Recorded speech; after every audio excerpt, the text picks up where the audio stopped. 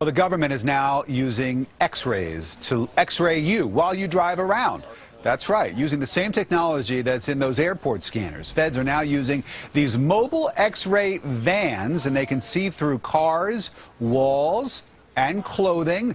Joining us now is Mark Rotenberg, who's the Executive Director of Electronic Privacy Information Center.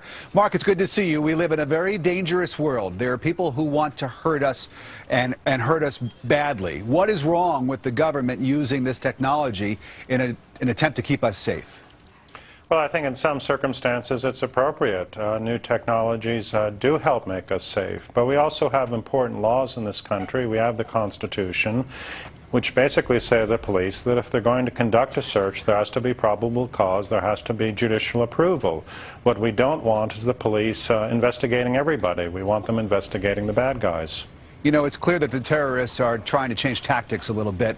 We had the New York City Police Commissioner in here yesterday, and he confirmed that this is really what's going on now, sort of smaller, coordinated attacks, like the kind that was foiled over in Europe this week. This is exactly the kind of thing that terrorists might use a truck or a vehicle for, to sort of load it up with some explosive material, drive up to a ballpark or a mall or a federal building, as we've seen in this country. Isn't this exactly what the bad guys are trying to do? And isn't this a good way to try to prevent that from happening? Well, whether or not it's effective is actually a very important question. We've got a lot of body scanners, for example, going into the airports in the United States today, and there's really an open question right now whether or not those devices will be effective in detecting, for example, powdered explosives. That's also a risk with a vehicle. You can conceal a powdered explosive within a vehicle which would not be detected by one of these new X-ray devices. So it's not obvious, even with these new technologies and the enormous sacrifice in privacy, that will necessarily be safer. What do you say, though, Mark, to those people out there who say, you know what, I'm willing to take that chance, and I'm willing to sacrifice a little bit of my personal privacy so that I can be protected, myself, my family, my country? What do you say to those people? Well, I think it's a dangerous way to view the world, actually. I mean, the threats are real. I think we need smart solutions and smart responses. I also think part of defending our country is about defending our way of life, our Constitution, and our freedoms. And if we decide to start giving those things away, I think we're already on a path to losing the battle. Sorry that this has been a little bit abbreviated because of the breaking news in Washington, but we appreciate you coming on. Mark Rotenberg with the Electronic Privacy Information Center. Thanks so much for your time. Nice speaking with you. Oh, more trouble.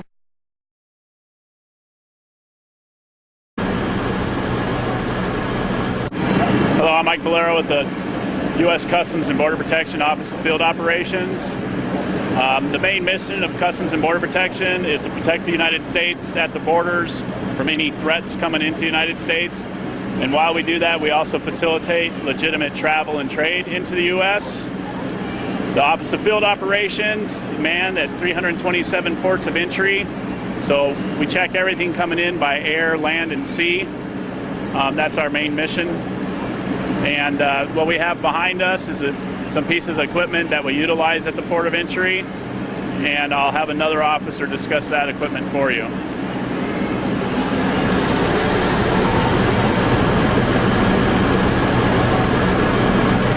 Hello, my name is Ed Williams, work with the Field Operations Services with Customs and Border Protection, and the vehicle we have behind me is what we call an HCV, a Hyman Cargo Vision Mobile X-ray machine, which we use to X-ray cargo containers that are coming off of ships, or we can do over-the-land tractor trailers.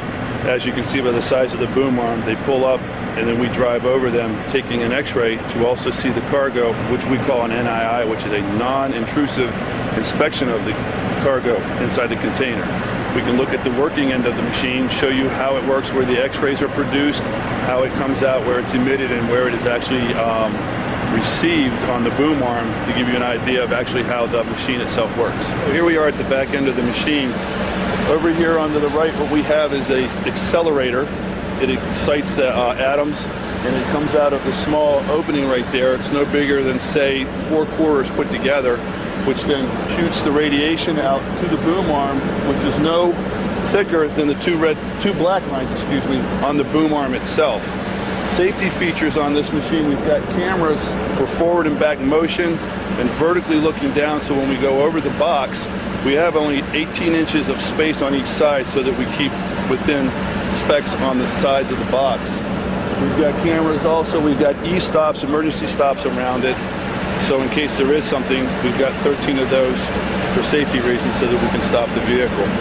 The vehicle itself, as you can see, is pretty big. We're looking at 13 feet 6 inches stowed, 15.5 foot high when deployed. And she weighs roughly about 27 tons. We use this at the seaport to x-ray cargo containers to see material inside to make sure there's no anomalies or anything that's not supposed to be in there. If it matches that, which has been manifested. Being mobile, we can move this pretty much anywhere to x-ray cargo containers or vehicles, the such, anything that will fit into the boom pretty much anywhere as long as we can get a level playing field. It gives us very good images compared to the other technology that we have. Easiest way to describe that would say using an Xbox to a 360. The clarity in that of the imaging is very defined. It's a big step forward. On this side we have the driver's area, and then what we call the office in the field, where we actually sit and scan or use the computers to manipulate the image to see what is in there, looking for anomalies, and that if it matches the description on our sheets. Right behind it is the computer room, which has the 5 computers, the servos, the actual computer system for the accelerator. So that room is always chilled to keep, of course, the computers down to temperature, and that's the main portion of it.